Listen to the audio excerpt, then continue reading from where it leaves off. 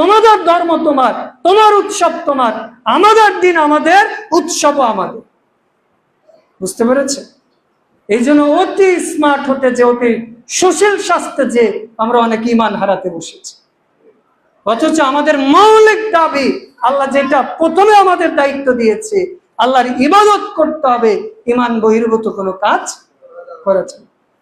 আল্লাহ এটাই বলছেন সূরা ইব্রাহিম 14 নম্বর সূরার 17 নম্বর আয়াত, ইসাব্বিতুল্লাযিনা আমানু বিকাউলিস সাবিত ফিল হায়াতিদ দুনিয়া ওয়া ফিল আখিরাহ।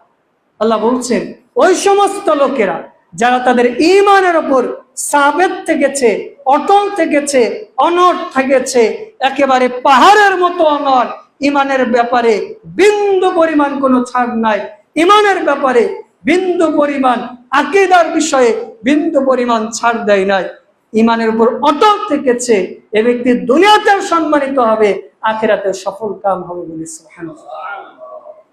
রাসূলুল্লাহ সাল্লাল্লাহু আলাইহি ওয়াসাল্লাম বলছেন তিরমিজির 3054 নম্বর হাদিস, ইয়াতি আলান নাসি জামান, জেনে রাখো আমার পরে এমন একটা সময় আসবে, এমন একটা যুগ আসবে, লিসাবির, এটা হচ্ছে ধৈর্যের যুগ, ফিহিম আলা দ্বীন, এই সময়ের মানুষদের উচিত দ্বীনের উপর অটল থাকা।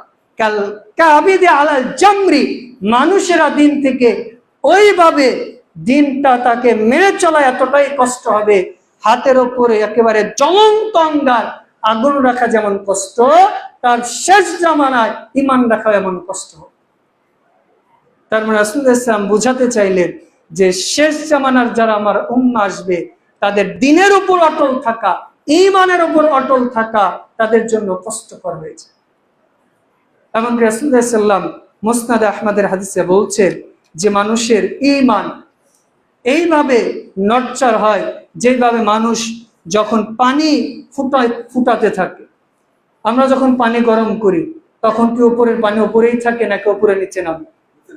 তো রাসূলুল্লাহ সাল্লাল্লাহু আলাইহি ওয়াসাল্লাম এটাই বলছে, যখন জ্বলন্ত আঙ্গারের মধ্যে পাতিলে, গরম পাতিলে পানি রাখা হয়, পানিটা যেরকম টকবক করে ফুটতে থাকে, ঠিক মানুষের ঈমানও সকাল সন্ধ্যায় এইভাবে পরিবর্তন হবে।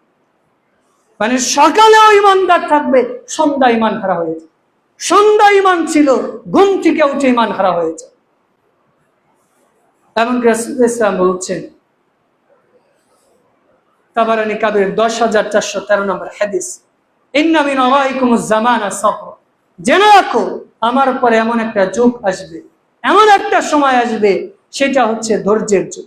লিমুতামাসসিক ফিহি আজরি 50 শাহীদা, এই যুগের মানুষেরা যদি আমার একটা সুন্নাহকে মেনে চলে, আমার একটা দ্বীনকে মেনে চলে, দ্বীনের বিধান যেটা সমাজে চলে না, দেশে চলে না, রাষ্ট্রে চলে না, মানুষকে যদি বলা হয় যে এই আমলটা করেন, তখন মানুষ বলে বাপদাদা এটা করে নাই, তুমি আবার কি নিয়ে এসেছো, বাপদাদা যা করেছে আমরা এটাও করব, বাপদাদা কি সারা জীবন ভুল করেছে, এরকম কথা মানুষ বলে না?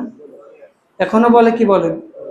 রাসূলুল্লাহ সাল্লাল্লাহু আলাইহি ওয়াসাল্লাম এটাই বলছেন কোরআনে, যখন ইব্রাহিম আলাইহিস সালাম তার কওমের লোকদের দাওয়াত দিয়েছিলেন, তখন তারা উল্টা বলছেন ক্বাদ আবানা কাযালিকা ইয়াফআলুন, আর ইব্রাহিম বলো কি, আমরা নিজের হাতে তৈরি করা 360টা দেবদেবতার পূজা করতাম, এর মধ্যে প্রধান হচ্ছে লাত, উজ্জা, মানাত, অন্তত এই 4টা দেবতার পূজা করতে তো বলবা, আর তুমি বলো এক আল্লাহর ইবাদত করতে হবে। এইবার বলছে যে আমাদের বাপ দাদাকে আমরা যা পেয়েছি আমরা তাই করি। আবার রাসূলুল্লাহ সাল্লাল্লাহু আলাইহি ওয়াসাল্লাম যখন দাওয়াত দিচ্ছেন তখন একই কথা, যারে মুহাম্মদ বলে সাল্লাল্লাহু আলাইহি ওয়াসাল্লাম যে আমরা বাপ দাদার কি সারা জীবন ভুল করেছে, নাকি আমরা ওই নিজের হাতে তৈরি করা যে প্রতিমা রয়েছে এগুলোর পূজা করি। অথচ রাসূলুল্লাহ সাল্লাল্লাহু আলাইহি ওয়াসাল্লাম দাওয়াত দিয়েছিলেন যে তোমরা এক আল্লাহর ইবাদত করো, তাহলে তুফলিহুন, সফল কাম হয়ে যাবে বলে সুবহানাল্লাহ।